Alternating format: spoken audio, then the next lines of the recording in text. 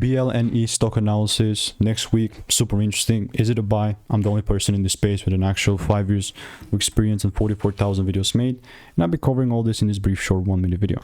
Now when I say this, people think I'm over exaggerating. No, it's all on my YouTube channel. It's a very unique approach because, you know, no one else has done this for 5 years straight, every single day documentation.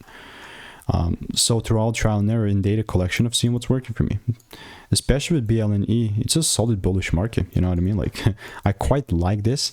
The only thing that I would do though is buy if there is a shift.